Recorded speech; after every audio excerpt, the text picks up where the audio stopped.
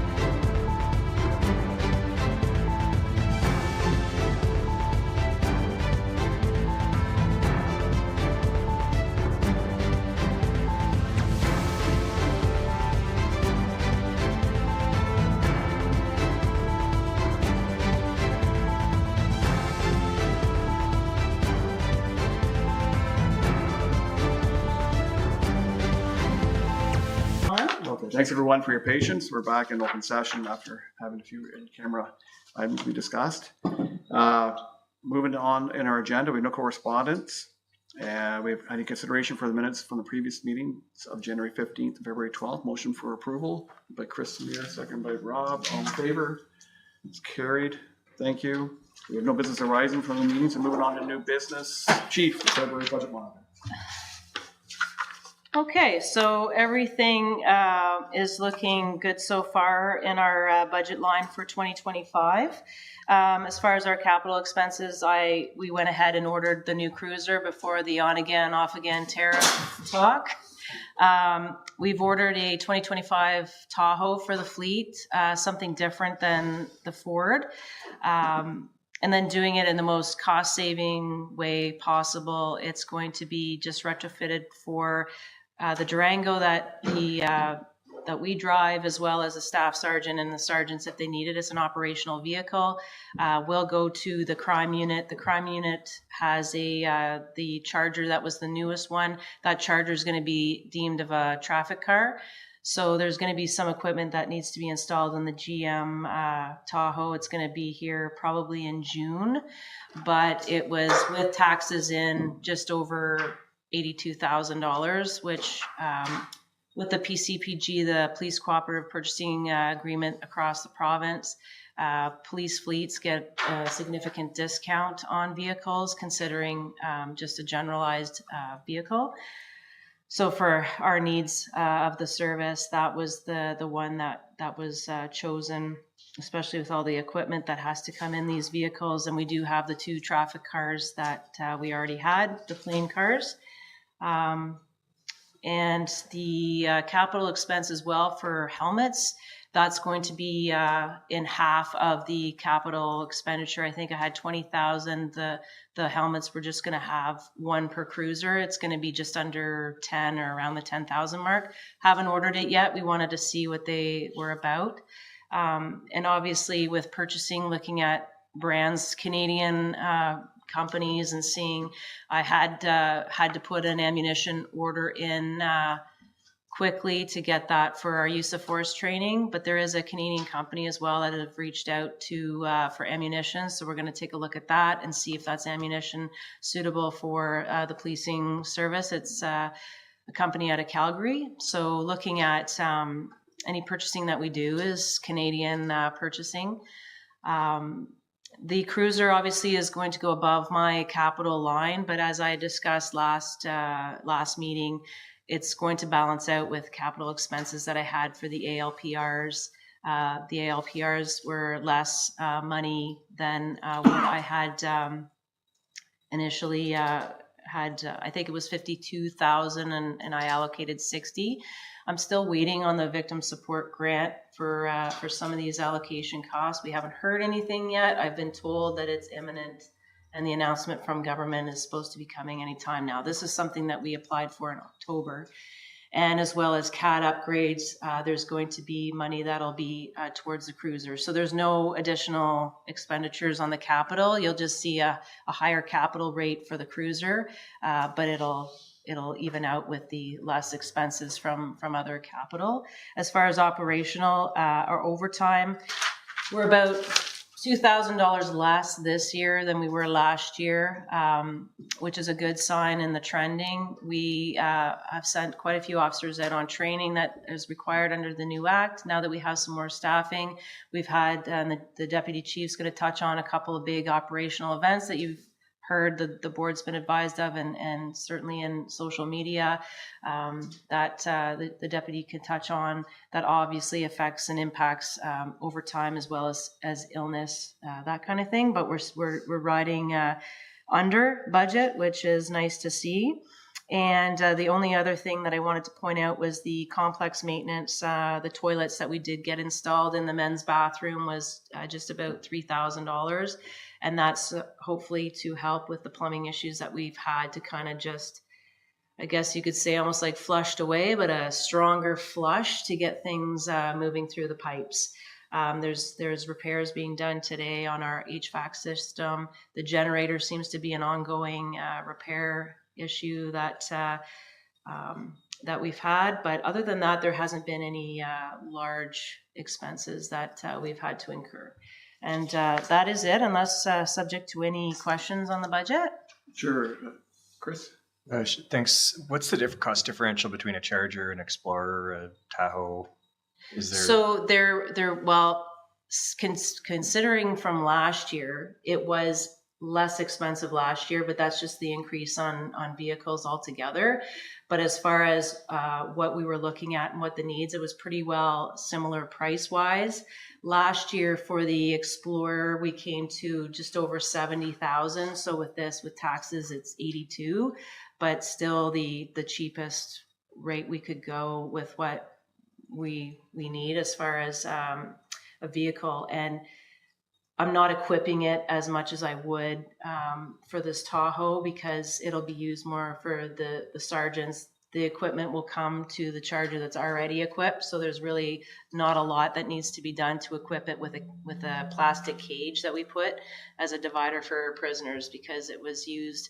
But the Charger is more traffic efficient to use for traffic stops and being a plain car. It's a better traffic vehicle than using one of the Fords. And the 105, which is our Ford Taurus, that's used as frontline traffic, that's going to be coming out and it's going to be auctioned off in the summer. So that'll go back into our into our recovery of equipment when we auction that off. So all the equipment that is put in the Ford Taurus goes where we need it to another vehicle or where we can retrofit it for another vehicle. But at first we weren't, based with everything else that we were looking at needing for the service. The Cruiser, we were thinking about not having the Cruiser, but with everything going on, like we discussed before with tariffs, I have no idea what we're going to look at like next year. So it was really imperative to get at least that car purchased before pricing decides to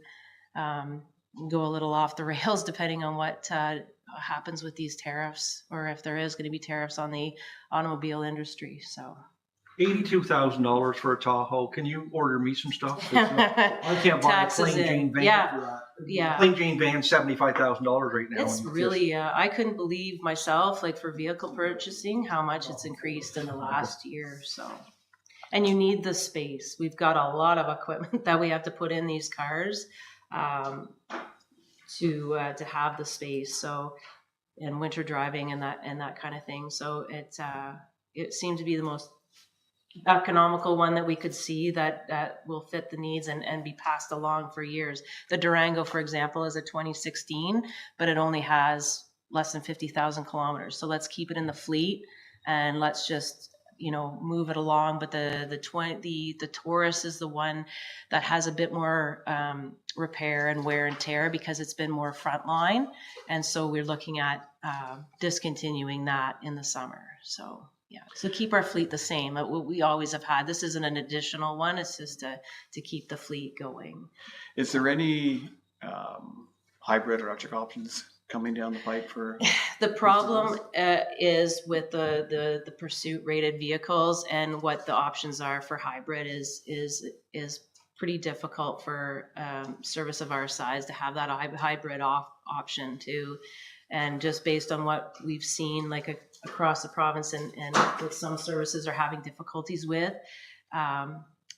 it is of course more expensive to have that version. So I just went with a cheaper option this year, and we could look at a hybrid version next year to see. But there has been some difficulties with some of the vehicles that the PCPG, the feedback that we get from some of the vehicles and problems that they've had with them. So because we're smaller and it's more frontline, I thought I didn't go that route. Are you suggesting you can't stop a Pursuit to charge then? Is that what you're saying? Yeah.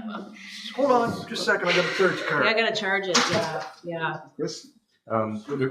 If there's consensus from the board, it'd be interesting to see more information. I see them in Ottawa all the time, the hybrid escapes, but I don't know how they work. I don't know what they're used for. Maybe could we get a report back at a future meeting of how? Maybe towards the end of the year as we're looking towards what we're going to purchase next year. Yep. And It is quite a bit more expensive, but I certainly have, I mean, we start getting the pricing anyways for 2026 soon. Yeah. So, yeah, I can. Like, so, yeah, look at like comparators. the fuel savings share with being the the board. offsetting Yep. measure. If your electric range on the hybrid is Mhm. 100 kilometers, Yeah. you may not travel 100 kilometers a day. Yeah. So maybe a lot of opportunity to save on fuel. One of our biggest mistakes is whenever the budget gets tight, oh, we'll take a vehicle out. And from experience, we had to buy 6 new trucks this year. And it's just amazing how much that costs instead of one a year for every year, keep Yeah. replacing them. Otherwise, then all of a sudden, well, you'll go 4 years without buying anything. And then you Yeah. have to buy 4 new ones. It's just a big hit that year. Yeah, and 1 year that happened, we didn't order a car, and our budget went way up for repairs because things start to really wear and tear. And I remember the previous chief always saying, like, just try and get a cruiser ordered. And I know with the budget this year, I thought, okay, well, maybe we can swing that 105, the Taurus, a bit longer. But then you get into that and wear and tear, and yeah, the warranties, no warranty anymore for cars, and of course being driven day and night, it does wear on these vehicles. So. Okay. Yeah. So nothing further on the budget. We move into policies and procedures under the CSPA. So between the board and operational, so there's policies and procedures that the chief has to implement under the new act, the new CSPA. And then the board has the overall policies and procedures to work with for the chief to implement. So that's in the works. Mine, the operational side is pretty much complete, and then the board and myself obviously will get together to finish off the board's policies, but the operational ones are going to be put into effect to ensure that the officers are complying with the new act and the new policies. And there's a number of policies because we have to update all the policies from before under the Police Services Act of Ontario. So now they have to reflect the Community Safety and Policing Act. So that's quite an undertaking. And when you're smaller services, you're doing it versus, having a consultant or whatever do your policies. So it's fairly standard across the board. And then we implement it for our service. So for example, training, code of conduct, discipline, administration and infrastructure, everything that is required to be adequate and effective with our service. So that is pretty much complete. And then when the board's policies are fully complete, so will the services. So by April, for example, it should be done for both the board and for the police service, and having that implemented. All of our security policies have been updated. Even like simple ones like ride-along policies and ensuring that your emergency response. So the board and myself, we work together on the active attacker one and the diversity plan. So all that goes into our policies, our workplace harassment policies, our domestic violence and intimate partner violence policies. So all the law enforcement policies. So there's over 100, but it's important for us to ensure that those policies are in effect, so that our officers know, what's in compliance for the new act. There's some minor changes. So for like law enforcement, for example, policies on pursuits, those have all been in place under the new act, or under the old act, the Police Services Act. But we want to ensure there's extra additions that we put in for pursuit rated. For example, active attacker, you're supposed to, in the cruisers, all have the bolt cutters and rams and anything to access a building if it was locked. So we need a policy on that. When do you use these bolt cutters? When do you use it? So that our officers understand certain situations when you use these items and when you don't. And reports to be made so that we can report to the board that, for example, we had this many pursuits or we had to do this many entries. So it gives the chief and the deputy chief ensuring that the policies are being followed. So everything between the board and the police service will be done, I would say, by the end of April for that. Questions or comments? Thank you. The new 9C is sharing resources with other boards. So as we all understand, especially with the new act, there's new requirements and opportunity maybe for us to work with some of the regional boards in Eastern Ontario. Say, where can we find some synergies? Where can we potentially share resources and things like policies and procedures, as an example. We may be able to borrow from another service. Looking at other things that may be coming down the pipe that we need administrative support for. It may not be fair to ask our current administrative support to be adding more to her plate. So what can we possibly do to work with our colleagues around Eastern Ontario? So I have connected with the board chairs in Gananoque, Brockville, and Deep River. And there's a willingness and desire to say, well, let's get together and carry the conversation further and see what's possible. And I think it probably makes sense for, I suspect that'll probably happen in the next couple of weeks if we can align our schedules. And then it's probably very important. I think the chiefs are already sort of doing that type of thing, and perhaps provide some guidance to the board chairs to see what are some areas where we can find maybe further synergies. And it may mean cost savings, but it may be more efficiencies. But it's a matter of, there's a lot of changes under the CSPA, and it may be important for us to have a shared resource that enables us to do things even better. So any comments or questions on that? And I'll turn to Graham White, who's our ministry advisor from the IOP. And if there's anything further, Graham, you'd like to add in that area as things you may see that we should be addressing and looking towards how we can be more efficient, certainly appreciate any comments from you. Thank you very much, Mr. Chair. Sir, if you don't mind, maybe just come here so there is so on you the can record. Thank you.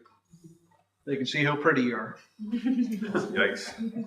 Didn't wake up pretty this morning. But, thank you very much, Mr. Chair. And certainly what I can say is that the Community Safety and Policing Act is very permissive of boards having conversations about sharing resources and agreements for service provision, even more so than the previous Police Services Act. Under Section 14 of the CSPA, as you may know, boards are permitted to enter into agreements with other boards for service provision, and those can be for matters that are operational in nature or matters that are more administrative. And I think there's a lot of shared and common ground between you folks in terms of what's being discussed, what's possible, and how to sort of think a little bit bigger about how you're investing your time and resources. So would encourage you to keep that conversation up.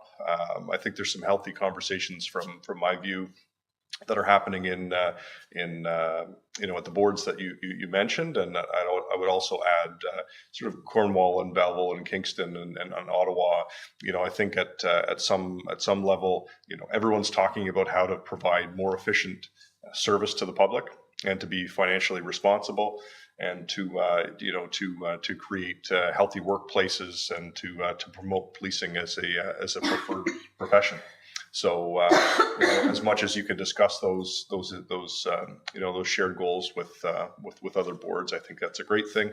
That may be through the Ontario Association of Police Services Boards, which is a great mechanism, as well as some of your zone meetings here in Zone 2. I think that creates a great forum for you folks to put your heads together. But certainly what's possible under the CSPA, I think is a lot more significant than it has been in the past, and certainly under Section 14 of the CSPA, as I've said, you folks can put your heads together on specific agreements that sort of share of shared concern, and I think there's some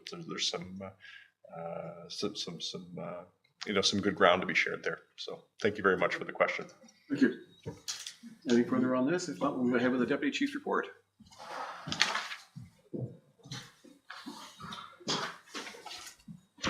Thank you, Mr. Chair. Good morning, board members. I'm going to preempt my presentation here a bit. I'm going to basically, as you know, we came to you with a plan for adequate and effective policing and saying what we felt Smith Falls needed as far as personnel wise and things like that, and things that were lacking. And obviously we got board support, and ultimately the budget was approved. Some of my totals in here, I've gone back and I've compared year over year from February of last year to February of this year, just to show you, because I'm excited to show you that from my perspective, operationally, we're trending in an amazing direction right now as far as numbers and output, proactive charges, things like that. And I correlate that directly to your approval of giving us the personnel that we need to provide adequate and effective policing for the Smith Falls. So when you see February 24 compared to our numbers, I just want you to understand that it's not a typo or anything like that. I just really want to show you that from my perspective, humbly speaking, we're trending in the right direction, and we appreciate that. So calls for service in February, 573, which is fairly standard across the board. In February being a shorter month, we're usually up in the 600 range in there, so no particular change there. Overall, there were 76 criminal charges laid by our officers, and that you'll see is up from 60 this time last year. Again, not to sound like a broken record, but we just have more officers out there doing more things and able to respond and effectively investigate criminal types of crime. So 30 arrests, which are up from 20 this time last year. Our IPV cases in partner violence, they're at 11. Encouraging, it is down significantly from even January this past year. So assaults are at 11, family disputes at 7. Our bail violation investigations are at 4. That seems to be consistent across most months for us. Sexual assaults are at 4. Our drug offenses are at 5, which is up from January. And our mischief calls were at 7, which is up from 3 in January this year. Mental health calls, as you know, is a significant piece of our work as well. Pretty much consistently on a daily basis. We had 22 calls for service related to mental health incidents with a 2% apprehension rate. Our average wait time was 2 hours, with the highest being 3.5, which generally is what we're seeing. We just don't seem to be able to make any dent with that, as far as volume at the hospital and getting triaged and through there. So although February showed an increase in mental health calls, there was a decrease in the actual apprehensions, which was down from 8%. And I attribute that to our MCERT engagement. Go ahead, Mr. Chair. Sorry. I was going to ask, of the 22 calls, how many would MCERT be involved with? Most, I would say, they are on. We share with Lanark OPP, so we don't have them 100% of the time. But certainly, I think the chief will say as well that we do see MCERT engagement on the majority of our calls, and that's what I'm trying to with the MCERT engagement. I think that our actual physical apprehensions seem to be down. I'm hoping that's trending in the right direction, but I think we're able to get MCERT engaged and then get those people to the resources they need without actually having to physically go and maybe get triaged at a hospital. So I am going to keep track of that moving forward on that, but certainly I do attribute a lot of the credit to that to the MCERT engagement and getting some people to the resources that they need to be. So. Traffic enforcement, no significant changes here. We had 30 collisions. I did a quick breakdown, 4 on private property, 17 on the highway, and 9 of those were failed to remain accidents which are being investigated. Traffic complaints were at 35. What I want to touch on is our vehicle stops, and this speaks directly to our ability to conduct more proactive policing because we have time. Our officers have time because they're not engaged in just running from call to call. I see 103 vehicle stops, and we compare it to this time last year where there was only 51. That's a pretty significant increase in those proactive stops, which are a real core function that we would prefer to do if we can, and obviously we can now. There was 81 charges laid, and directly related to those 103 stops, you can see there was 29 laid this time last year. And again, that's just attributed to being able to have the time and the resources to conduct those types of investigations. So I'm really happy to see this kind of trend. I'm going to keep doing this month over month from year to year, just if nothing else for my own interest, just to kind of see, but it's encouraging for me to actually have those measurables in place to show kind of the return on the investment. The charges obviously are standard. Usually it's speeding, stop signs, red lights, normal infractions and stuff that our officers were dealing with. And there was 9 charges laid under the Compulsory Automobile Insurance Act. Criminal charges, as a direct relation for vehicle stops, there was 20 criminal charges laid, and that was up from 7 even just last month, January of last month. So significant increase there as well. And again, impaired operation, I'm going to touch on our impaireds a little bit here on another slide deck. Over 80 refused to provide a breath sample, failed to comply with release conditions, and a charge related to open cannabis in a vehicle. For proactive policing, our foot patrols, 19 and a half hours, which is relatively consistent with where we were last month. School visits, we continue to keep a real good footprint on our schools. Our officers are really dedicated to making sure they check in with the schools, probably on a daily basis, at least one school, if not most of them. And that's 32 hours of time spent in the schools, which is really invaluable time for us as far as connecting with the kids and the staff and making those relationships.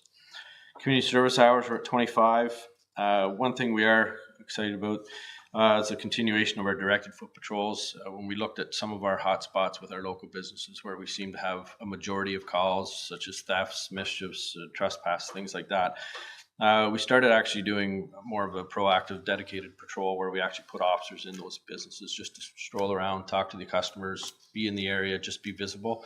And it's actually proving extremely successful because we're seeing a reduction in calls for service from those actual businesses, and those businesses are actually commenting on how much they appreciate just the visibility approach. And actually have a letter, an email correspondence back with one of the businesses that attributes the reduction in thefts directly to our officers just being more engaged and being able to proactively do some patrols and stuff. So excited about that as well. Our strategic enforcement traffic priority for February was winter driving safety, following too close, excessive speed, and obstructed view on windshields from snow and ice. During February, there was 11 charges issued specifically for those offenses that we were looking for that month. I want to talk about the impaireds here on this slide. We issued 7 breathalyzer tests and 1 drug recognition test in February, which resulted in 10 criminal charges. The thing I want to star there, again, it speaks to having more resources, is that we had more impaired charges this month alone than all of last year. I'm not excited that there's that many impaireds, but what I am saying is that the officers are going out looking for those because they have the time, the energy, and they can focus on those. And so very, very encouraged by our impaired stats, and I think it's going to continue to trend. It's obviously something we'd like to effectively deal with through enforcement if we have to. So. Well, something we hope the public is well aware of. Absolutely. And perhaps to curb behavior the risky behavior, and knowing that police are watching. Absolutely. Yeah, absolutely. Sure. Good point. And I want to give a nod out to our top traffic enforcers this month, who are Constables Robideau, Constables Hart, and Constables Ben Keogan. So we're doing a lot of the heavy lifting for our behalf of our service this month, and I just like to give them some public acknowledgement for their efforts and know that it's appreciated. A report from our criminal investigation branch. Obviously, we still have a lead investigator embedded on the Bertram file with the OPP criminal investigations branch, so that dedicates quite a significant amount of time. That's a large investigation that's ongoing. In addition to that, the members have been focused on investigations regarding local drug activity.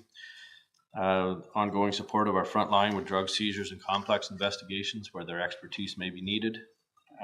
Numerous fraud investigations are currently ongoing. We have a child luring case that they're working on, and they were also providing surveillance in support of ongoing criminal investigations.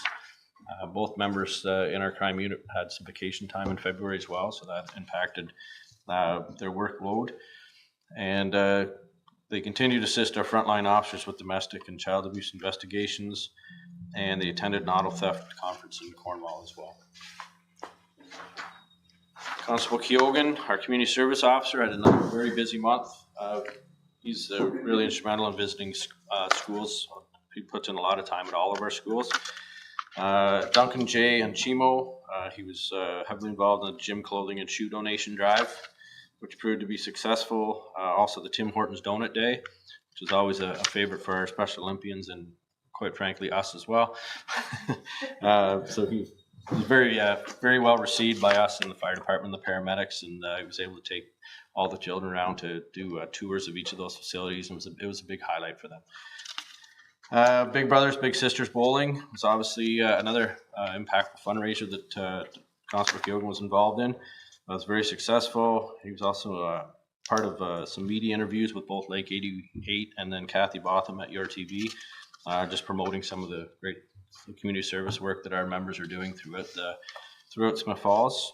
The Polar Plunge, which sadly I did not take place in, but the chief was way more brave than I, and but very, very successful, and by all accounts it was a great day. So kudos to everybody that attended and participated in that and was behind the scenes on it as well. He was completed a training course in the Intoxilizer I-9000, which is the latest breathalyzer instrument that's being rolled out. And he was also able to deliver a couple of days of radar and LiDAR training to some of our newer members so they can get out and do some traffic. The criminal records one you can look at your own. We just continue to keep doing the criminal records checks as they come in, and obviously with the recent fee increase, obviously that's generating some revenue in that department as well. I include this slide too for courses and workshops. I'm going to continue to do that just to show you where some of our officers were. Now that we've been able to take a bit of a breath, we're able to send some of our officers on some training courses and conferences and workshops that's just going to enhance their ability to effectively, provide their core functions to the town of Smith Falls. So without going through them, you can read them, of course, but I am excited about the number of courses that we've been able to push out since September, October-ish and stuff, and we're going to continue to roll out that training. These are some photos that we always like to put in of some things that our officers involved in the community. Obviously, at the Donut Day one there, the Big Brother, Big Sister Bowl-a-thon, which was well represented by not just police services, but lots of members of Smith Falls at schools and teachers and whatnot. And then the Donut Day where they went to the fire department is good. I'd like to highlight this next one. Give a shout out to our chief. So Pink Shirt Day on 26th of February, the chief took a notion to call for nominations from our community to nominate some children that do good deeds that we could recognize, just in honor of that whole day. And the offer was that the chief and I would buy them lunch. So we really got some really good nominations, I would say. And we were able to select 5. I believe we had 5 kids. Yeah. We were able to select 5 kids out of the nominations, and certainly some great stories that came out of it about the youth and some of the children helping out their neighbors, shoveling their driveway, helping carry groceries in.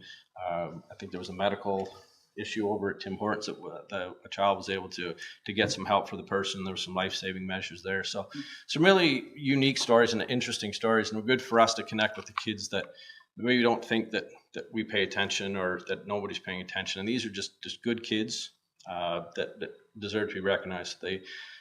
Chief got them a certificate and a lunch, and we were able to go around and do a bit of a photo op with them. And I don't know if you want to top up on that at all, but it was just a real good initiative by the chief that I was glad to participate in. I did want to just top up because it was from a teacher at both the schools. There was Duncan J.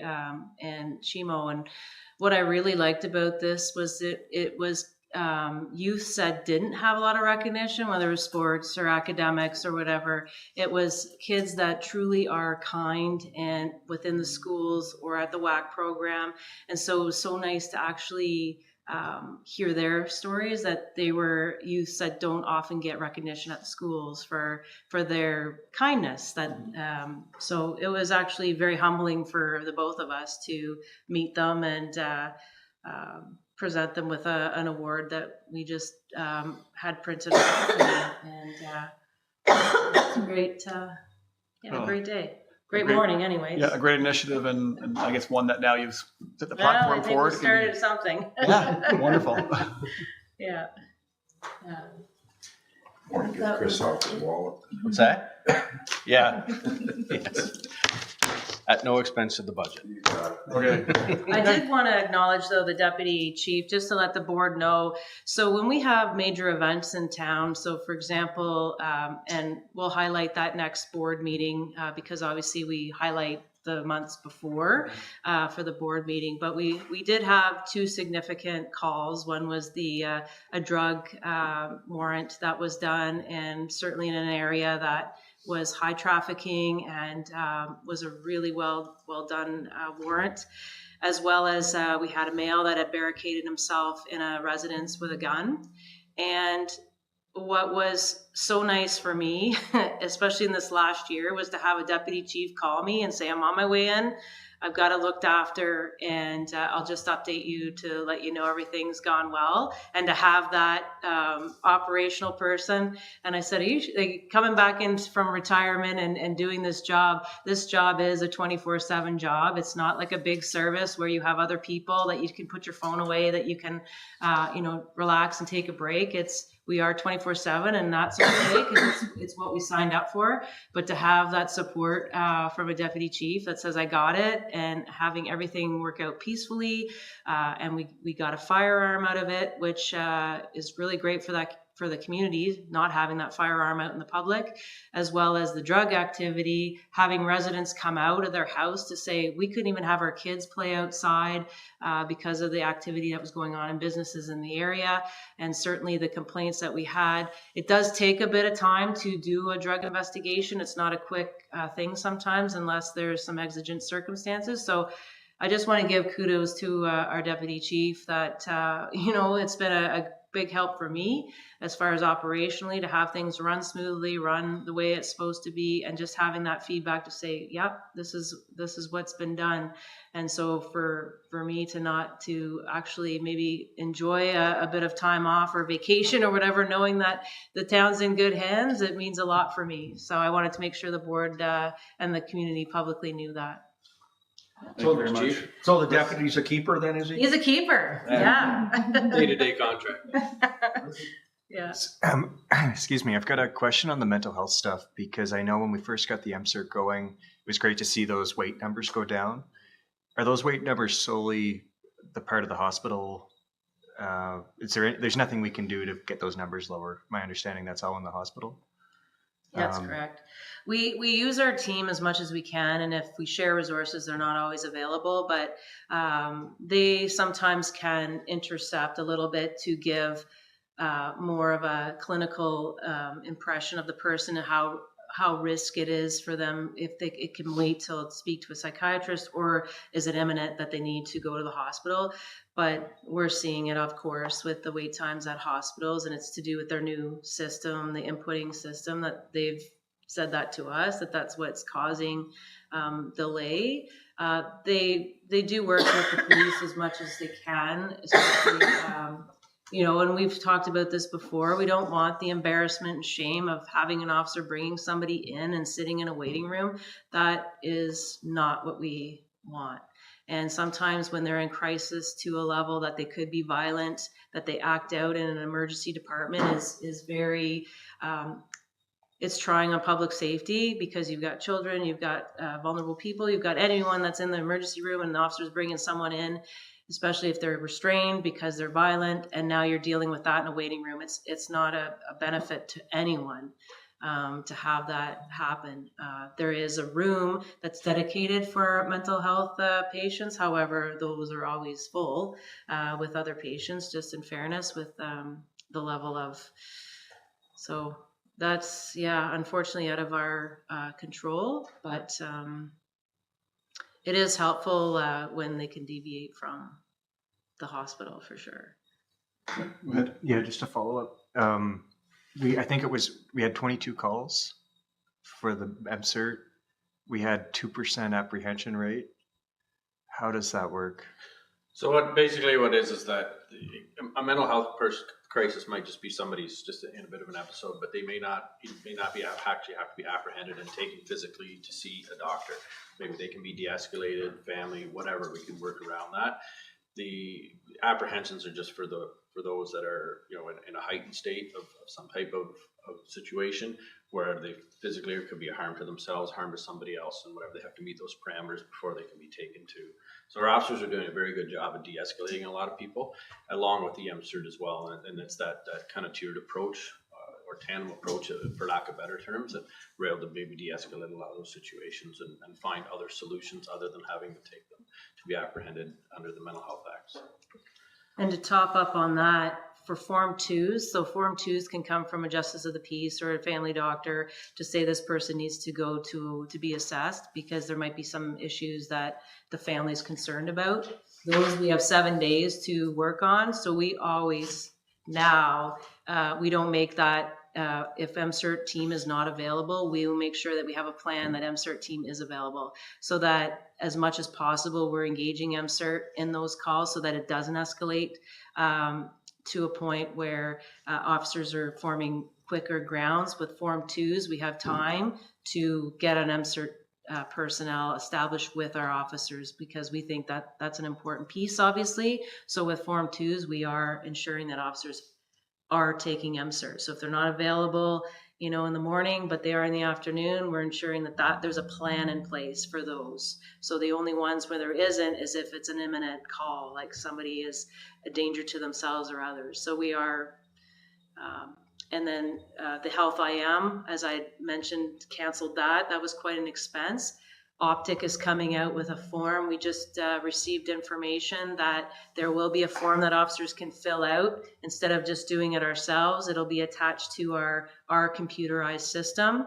And so MCERT gets a copy of that, but everything will get logged into the police database, which will be helpful across the province. So say somebody moved from another area, they come to Smith Falls, we can look in their database to see their apprehensions if there's issues there. And that information gets shared to the team, to the hospital, but it's of no charge to us to do that. So that's coming. Well, Chris? Yeah, it sounds great because as the apprehension rate goes down, the waiting time goes down. So even though the waiting time's going up, the total number sounds like it's going down. Yeah. Mike, I have a question though on the numbers of, so we've got 22 calls for service with a 2% apprehension rate, but 1 out of 22 would be about 4 or 5%. So how is half a call an apprehension? Half a person went away. And how's the average 2 hours? If there's only one call, how's the average 2 hours and the highest 3.5? Or Yeah, I think the one in there that I had seen, the numbers that I had, because I get basically a thing was that I think the longest was like 3.5, and then the lowest was something like 15. And I'm just trying to find the middle ground in there, basically. With the apprehensions being that, it's definitely more significant when I first started, as far as because we seem to have just a lot of apprehensions in some ridiculous way, like up to 6-7 hours sometimes. So what I'm hoping to see is that number keeps trending downwards, and we're trying to work with the hospital on that too. But their hands are proverbial tied as well, right? So, but in general, if we can just keep the mental health type calls reducing would be fantastic. But again, I see it, there'll be some fluctuation probably throughout the year, but to have the apprehension rate down is good for me, because that tells me that there's more engagement, more talking, more how can we work this out without tying down the hospital resources as well. So the 22 calls for service is February, the 2% apprehension rate, 2 hour wait time, and 3 hour 30 minutes is year to date, or? That's kind of this month general, and then I'll have it like March. I'll do March's when I get March's statistics too. Yeah. So and then we do those quarterly full between the 3 months. Yeah, but because we are experiencing the high wait times, those low percentage of apprehensions are causing the wait time to go way up, because it's even we have to ensure we have to have a doctor release the officer, and that could take hours to release them from the scene when they apprehend and bring someone into the hospital. Police have to stay until a doctor releases them. So that's, even though our apprehension rate is low and the wait time, as he said, is high, is because of once you apprehend, it's taking a while to get released. Further questions or comments? Just we've seen for a number of years how real positives coming out of MCERT. And I know in early 2024, we had a municipal delegation with the Minister of Health, or a parliamentary assistant anyway, and we had some testimonials regarding some of the results of MCERT, and very positive. And I guess we've advocated for the permanence of funding and expanded funding. But so far, this is a model which is shared. Funding is shared between Ministry of Health and Solicitor General, as I understand it. And both are annually funded. Create some challenges, I think, in attracting and retaining staff, and there's some turnover that Lanark County Mental Health has dealt with. But I guess, is there a business case for us to have even our own dedicated MCERT program if the province would fund it? Like, is there enough potential calls for service and work even within our own community, or at least expanded with the OPP? Absolutely there is. It's just receiving the funding for permanent. I know myself, I've personally been an advocate for that to the Solicitor General's office personally and over the phone, and having this conversation, the chiefs across the province as well, to kind of not have this funding go annually, and then we had to apply again for year 2 and 3. So it was even more work to kind of even get 1 year to 3 years. And I think they're listening, because we pushed back a little bit as small services because we weren't going to be allocated the funding. And when I had personal wind that Smith Falls and Lanark County might not get the funding, then I did some advocacy and we did get the funding. So they are listening to smaller and mid services to say this is an important piece, and we have presented the business case together to say this is, the data shows. I think election time was not, right now, and now we're back to it. So that conversation will continue to be had, but we absolutely have all the data to present the business case for both services, whether it's OPP or us. But one of the things I did want to mention too, on a personal, because we're small and we get to know the people that are more frequent and challenging ones, we have also been behind the scenes advocacy, whether it's a youth, whether it's adult, to get them the help that they need far beyond Lanark County, and having professionals, whether it's been CHEO, whether it's been houses for youth that deal with mental health, to kind of get them the support and help they need now, so that they are, they don't have this issue as adults. Because we see when they have mental health issues as youth, sometimes it triggers into drug use and criminal activity, when all it is, it's a mental health issue that needs to be helped. And I know the deputy has personally advocated for a few individuals, as have myself, on our level, writing letters to these doctors and giving them the information with the permission of the family, to say this is what we're seeing of the individual, this is what is happening, whether it's life-saving measures or whether it's behavioral measures, to get them that help. So the advocacy continues, even at our end for this team. It's so important to keep. Well, it's really, I guess, a couple of major pieces to it. It's having adequate resources for MCERT to effectively manage the intake, I guess, in many ways. But it's also having sufficient resources behind the scenes to support the people who are in crisis or struggling with their mental health. Yeah. More so, and I know in conversations with, say, organizations working in those fields, the resources are far too limited. I mean, if someone needs 5, 6, 8, 10 counseling sessions and support to truly get well, or maybe ongoing forever to stay well, the probability of getting that is extremely slim. And so it, again, I think goes back to the province needs to recognize and treat mental illness as it does physical illness, and ensure there's adequate resources to fulfill the needs. Because as you mentioned, it's regardless of the age, but especially with youth, if you can get the help they need now, it may lead to a much more productive life and a much more satisfying life than if they continue to struggle with their mental health or substance use as a result of their mental health. Yeah, and it comes from, as you know, council, they have that advocacy as well, and to John Jordan, for example, and then to keep going, and our federal members as well, to push through council. The voices have to be loud across the province. We have an opportunity, as I say, probably at the AMO conference in August to address the Minister of Health and maybe also Solicitor General if needed. Yeah, for sure. Okay. Absolutely. Yeah. Chris? Is there an opportunity for the Police Services Board and maybe council to start a dialogue with the hospital saying, you know, these wait times are going up again. This is a problem for cost of policing and the amount of time, staff time it's taking, and see if there's put a little pressure there to get those. I'm sitting on the hospital board as well. I think it's not, there's peak times when it's a lot more challenging within the ER, and through the winter it certainly is. But I think, as I understand it anyway, they do what they can to provide, I guess, police with, especially someone in crisis, with probably quicker access than the average person who's maybe sitting there. Even a wait time of a few hours, which is rare here, is lower than the average wait times.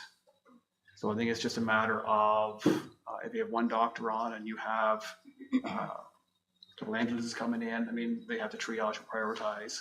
And unfortunately, sometimes it means that someone who may be in a mental health crisis is not as critical as someone who may be coming in with other issues. So I don't think there's more really to be done there. Honestly, I think they are trying to do what they can based on the resources, limited resources that they have. Maybe then is there an opportunity to team up with the hospital to lobby the province for better resources for that? I'm sure it's a problem across Ontario for mental health calls, right? Yeah, I can raise that with the hospital board. I think security is one thing that we've tried to have that conversation with hospital, is having their own security for mental health, like ones that come in that aren't police related. We've had calls where they've called us and it's not to do with the police bringing somebody in, that we've had to bring officers in, but it's been a paid duty and the hospital has had to cover that cost. So to have that salary recovery on us, it's a conversation to have. Like Brockville, I know they're a different level of psychiatric facility, but even having a security personnel that is able to deal with mental health patients is something that has been a conversation and maybe can be addressed through the board as well. But I know that we have brought that up a few times. Yeah. Okay. Anything further? Okay. I guess our Thank you, folks. next item is simply our next meeting date, and I think Yeah, we had a discussion on a date being April 15th, Tuesday morning instead. just want to check their schedules and check that first. 15th? Yeah.